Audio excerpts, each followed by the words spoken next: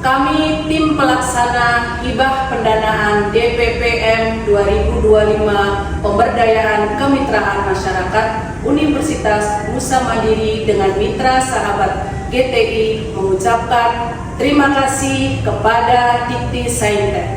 Jadi sarjana Nusa Mandiri.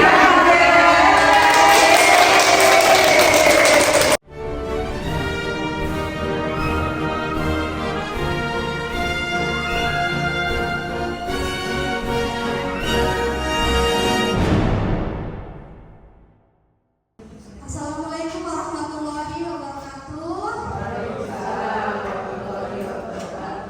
Selamat pagi semuanya yang cantik-cantik. Ya. Alhamdulillahirobbilalamin. Pada pagi hari ini kita semua berkumpul kembali ya dalam acara pelatihan sahabat GTI dengan tema strategi branding dan keuangan UMKM berbasis prinsip. Sebelumnya ibu-ibu di sini sudah mengikuti kegiatan PKM kan ya? Waktu bulan Maret ya, Maret atau April gitu ya. Tentang waktu itu belajar menggunakan blog atau membuat blog ya. Nah, alhamdulillahirobbilalamin kegiatan pengabdian kepada masyarakat di sini kita realisasikan kembali, yaitu pelatihan branding dan keuangan menggunakan prinsip, di mana insya Allah pelatihan ini akan berguna kepada ibu-ibu untuk mengelola atau memanajemen keuangan pada penjualan di UMKM. Tidak lama-lama di sini kami selaku grup dari tim pelaksana PKM ada Ibu Lia Mazia selaku ketua pelaksana PKM, kemudian ada Ibu Ida Juniati selaku pembicara kegiatan hari ini. Oke, selamat pagi Ibu. Kemudian acara selanjutnya langsung saja pembukaan dari Bu Lia.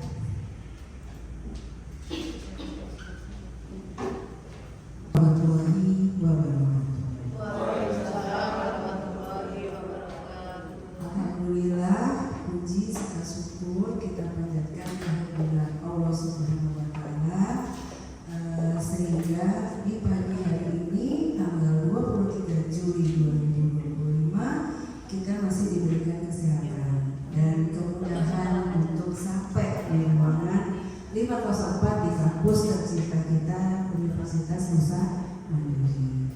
Adapun tujuan daripada Bapak ibu-ibu ya yang hadir di sini, ibu-ibu hadir kembali di ruangan ini guna merealisasikan gitu ya program dari pemerintah dalam hal pemberdayaan kemitraan masyarakat melalui program hibah pendanaan DPPM 2025 dengan tema pelatihan.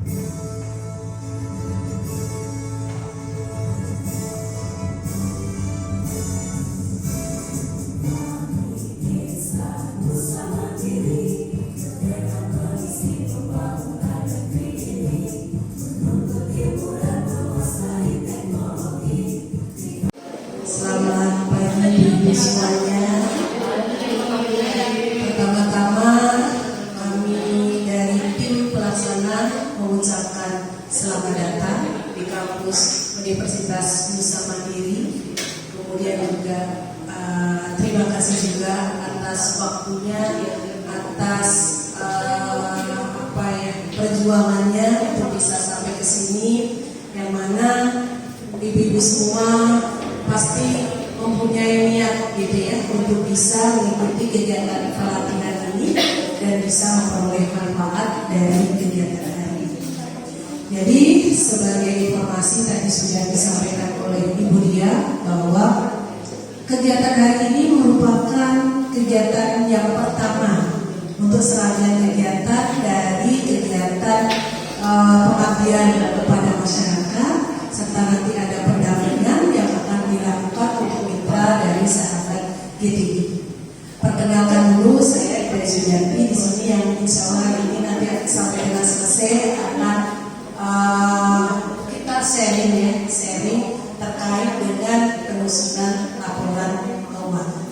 Mudah-mudahan nanti ibu-ibu semua bisa menyerap materi yang saya sampaikan. Kalau misalnya saya menyampaikannya terlalu cepat, tolong diingatkan. Itu kadang suka tidak sadar gitu ya ibu. Dan tidak usah tegang ibu. Kita sampai saja untuk pelatihannya supaya nanti materi yang diberikan bisa diterima dengan baik. Baik Bu. Kendaraannya ditambahkan ya, tadi terus di kopi yang RP 0 aja. Kendaraan disisipkan di sini. Tadi belum ada. Di angka kotak dipaparkan untuk kendaraan. Ada grup ya, namanya grupnya apa?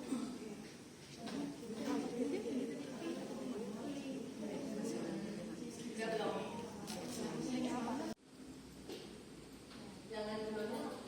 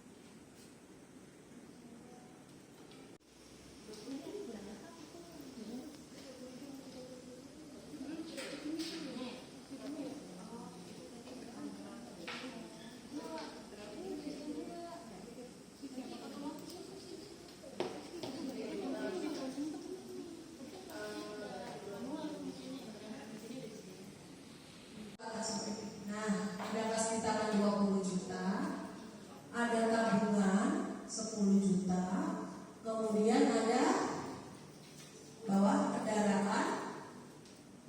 kendaraan operasional sebesar 20 juta. Berarti total kekayaan kita berupa harta tetap 20 juta, harta lancar berapa? Atas bawah ini. Total harta lancarnya di bawahnya, bawah 30 juta. Jadi total harta yang bawah, paling bawah ini juga sudah ada. Oh, sampai tanggal 1 perusahaan atau usaha kita memiliki total kekayaan sebesar 50 juta. Berupa apa tadi? Uang kas, ya, kas di tangan, ada tabungan dan kendaraan. Nah, ini kelebihannya itu. Tiap tanggal bisa langsung kita cek. Oke, lanjut bisa? Oke, lanjut. Bincang soalnya. Satu kue yang tadi kita beli dengan total harga pembelian 6 juta ya, karena bahan bakunya 5 juta, bahan pembantunya 1 juta. Kemudian seluruhnya diproduksi menghasilkan kue kering sebagai berikut. Ada nastar keju premium kemasan 250 gram sebanyak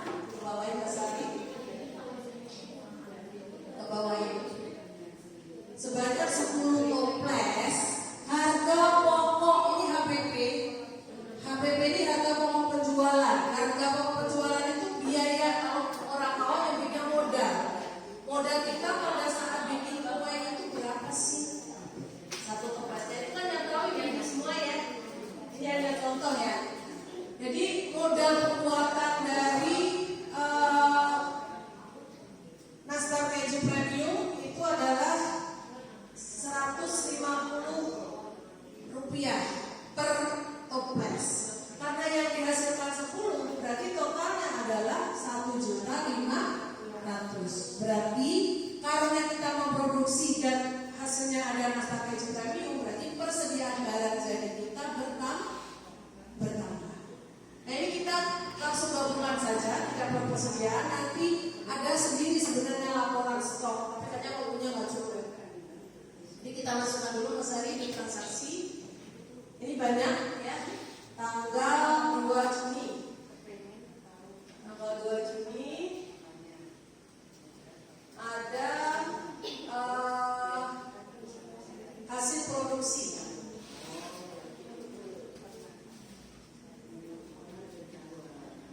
Jadi kalau hasil produksi yang didebet adalah persediaan barang jadi 1.500.000 dengan total 1.500.000. Terus yang kedua ada lagi persediaan barang jadi lagi Mas Ari.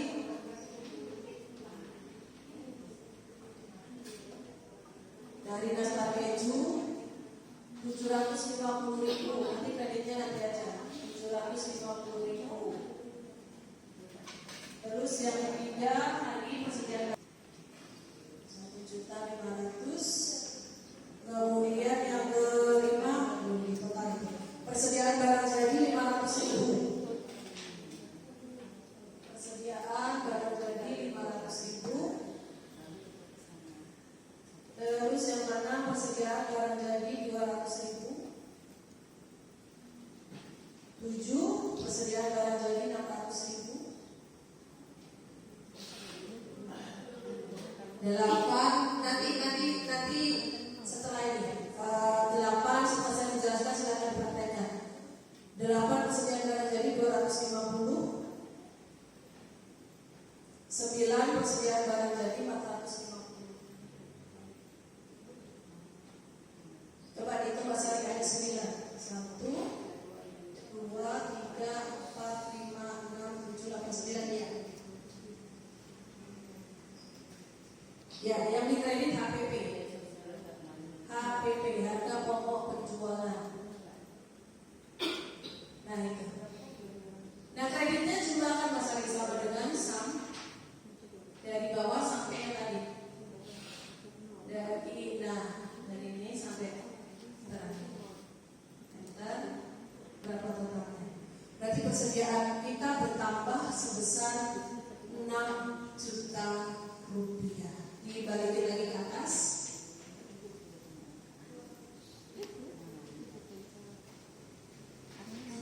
Yang pertama persediaan barang jadi untuk nastar keju premium 1.500.000. Yang kedua nastar keju. Pertanyaannya, Jawab sebisanya aja, nggak apa-apa. oke, 3, 2, 1, silakan. Pertanyaannya apa?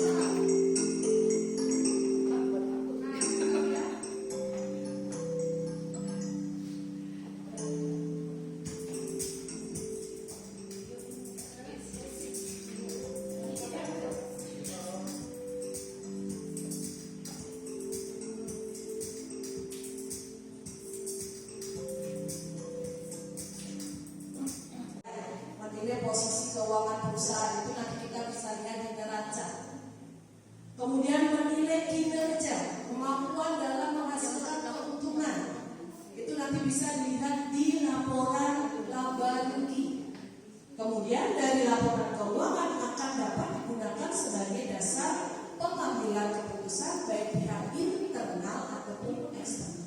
Internal itu ibu ya sebagai pemilik, misalkan sebagai dasar nih keputusan apa yang akan diambil. Harta ini bisa dilihat kelompoknya ada harta lancar, ada harta tetap.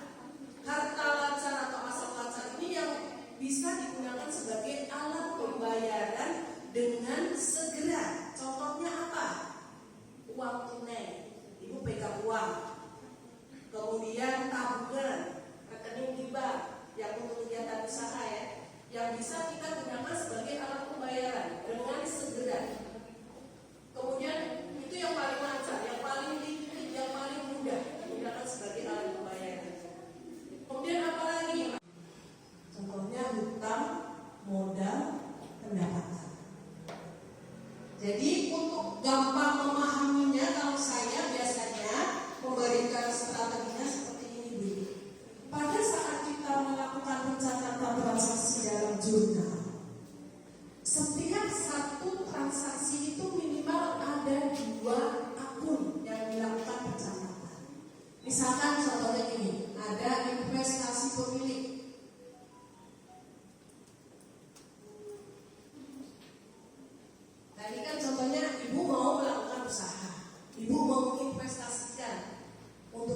misalkan harus ada investasi ya, berupa misalkan uang tunai. Misalkan berapa ibu investasinya? 5 juta. Nah ini dalam akuntansi kalau ada kegiatan investasi berarti kas perusahaan bertambah kan? Ya, berarti kasnya muncul rekening kas di tangan misalkan berupa uang tunai bukan berupa tabungan. Kalau berupa tabungan nanti yang bertambah adalah kas di bank. Kas tambah berapa? 5 juta ya. Kas ini digunakan untuk apa ibu? Investasi apa tadi namanya? Investasi itu modal ini. Berarti modal. Ini contoh kenapa modal kalau bertambah di kredit. Loh, yang poin 3. Di modalnya nanti dicatat di sebelah kredit yang debit adalah kas. Contoh yang lain, misalkan kenapa bertambah di kredit utang ya? Kita kalau bertambah kredit. Misalkan ibu-ibu memperoleh pinjaman dari bank. Dari BCA misalkan 2 juta. Utang ibu bertambah kan ya? Tapi uang ibu juga bertambah. Kalau uang bertambah itu selalu di debit. Saya memahaminya gitu supaya gampang. Oh saya dapat pinjaman, uang saya tambah, uang usaha saya tambah. Berarti kas saya debit. Uang ini dapat dari mana tadi? Pinjamannya. Pinjaman itu apa namanya? Utang. Ya, kita kreditnya di utang bank 2 juta. Nah, memang ini harus banyak latihan ibu. Kalau awal-awal memang, nah ini contohnya ya aturan dari kredit itu seperti ini. Yang pasti ini pada saat satu transaksi minimal ada 2 rekening yang muncul dalam pencatatan akuntansi di jurnal. Bisa 3. Contohnya gimana? Misalkan ibu menjual barang harganya 1 juta. Oleh pembeli baru dibayar 200.000.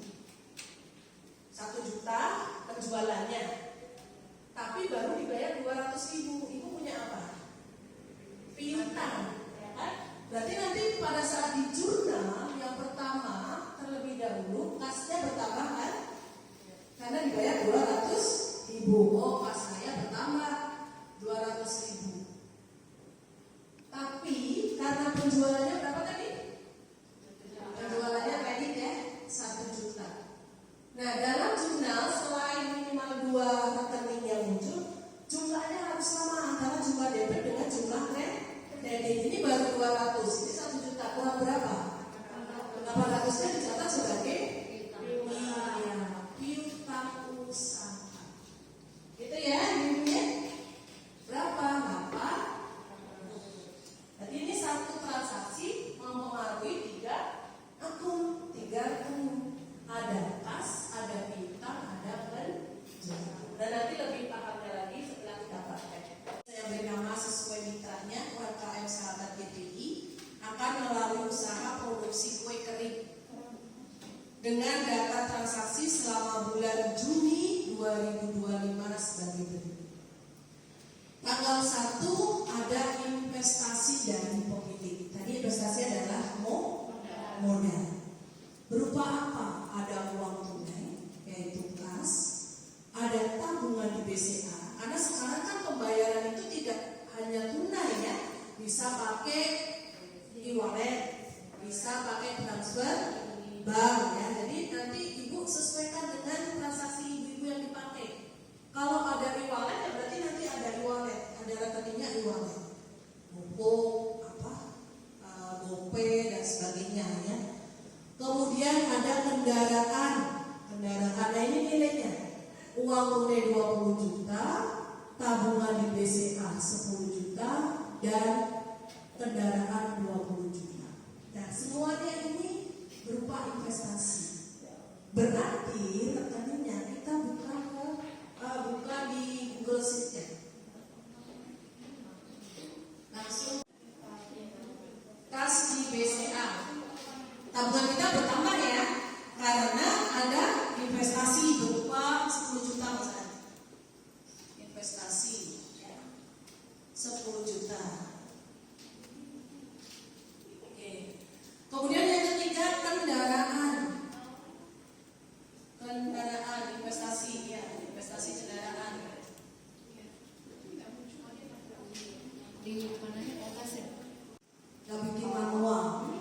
kasnya 20, kas di tangan 20, kas di bak 10, sama kendaraan di aktifat tetap ke atas, kata tetap. Nah, mana Mas Adi di bawah kendaraan. Hah? Belum masuk, nanti ditambahkan dulu. Kalau belum masuk ini bisa diedit ya, ibu-ibu. Ininya bawah tetap. Nah ini bisa ditambahkan di sini. Menambahkan tapi yang didebat peralatan usaha, kasnya di kredit tanggal 1 lagi Mas Ari. Nah situ double klik biar muncul. 1 Juni Mas Ari. Nah pembelian tunai, pembelian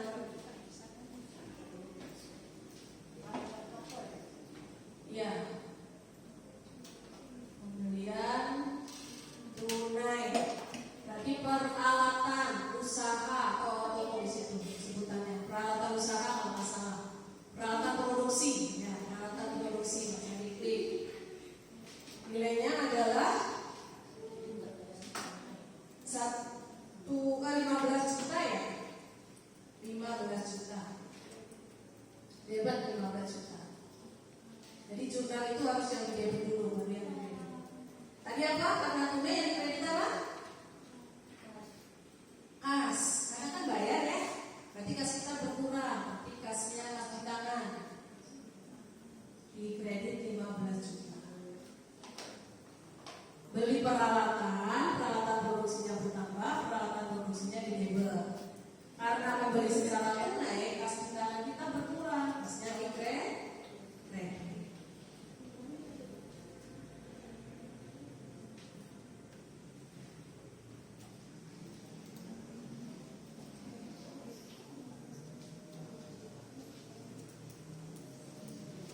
Ibu sambil minum, sambil makan silakan ya, monggo aja.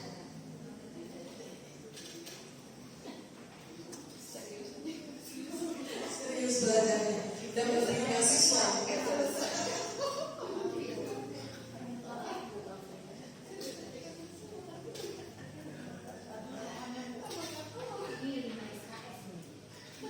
Ini kalau saya mengajar biasanya 1 semester itu 3 perusahaan, yang tidak nih berapa kekayaan yang dimiliki?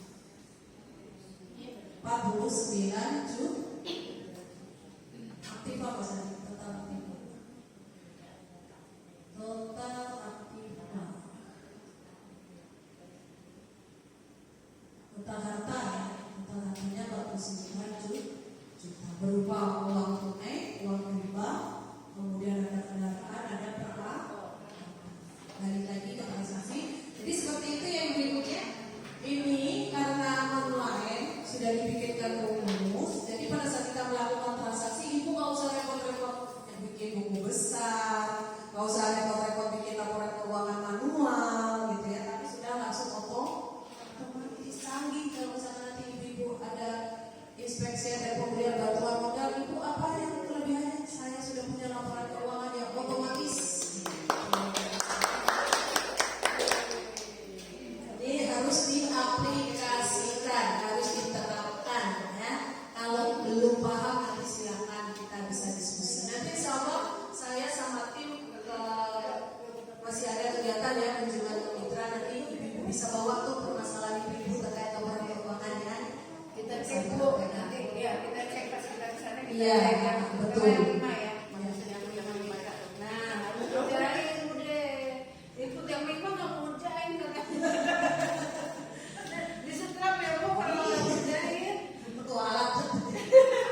Baik, sampai sini jelas ya ibu ya. Kita langsung lagi ke transaksi berikutnya.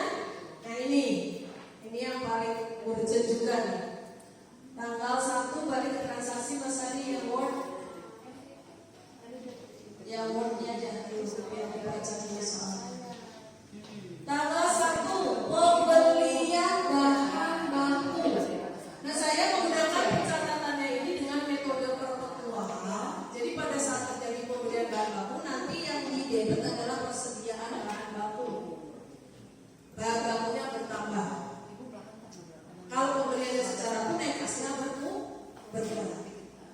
persediaan bahan bakunya di debit, kasnya di kredit.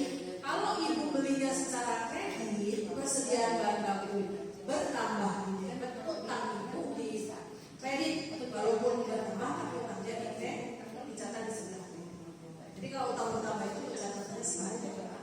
Nah, karena pembelian bahan baku secara tunai melalui transfer BCA, berarti persediaan bahan bakunya di debit, kas di bank BCA berkurang. Kita masukkan dulu Mas Ari ke transaksi tadi.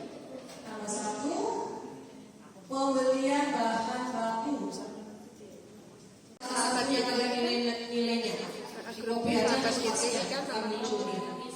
Tadi kan belum muncul ya kendaraan karena saya belum menuliskan di sini.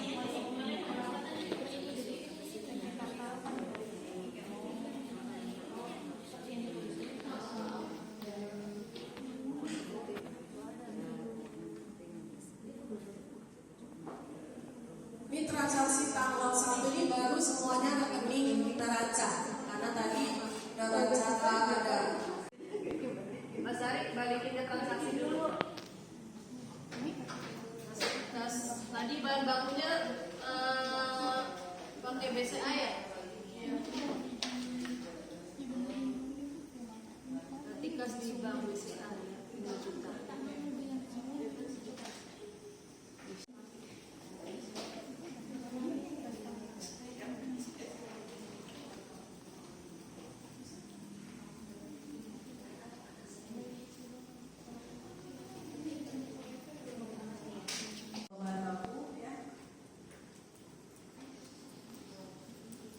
Nah, tulis persediaan bahan pembantu.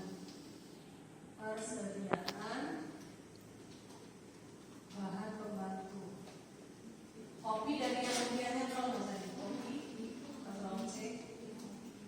Geser ke persediaan bahan pembantu. Akan muncul di situ 1 juta sesuai dengan yang ditransaksi. Sama seperti tadi waktu penambahan apa tadi yang mau ada? Yang awal tadi apa? Kendaraan atau peralatan tadi lupa saya.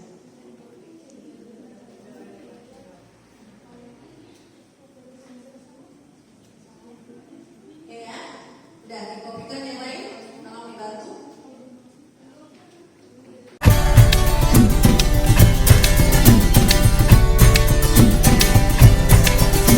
Jadi sarjana, usaha mandiri tempatnya.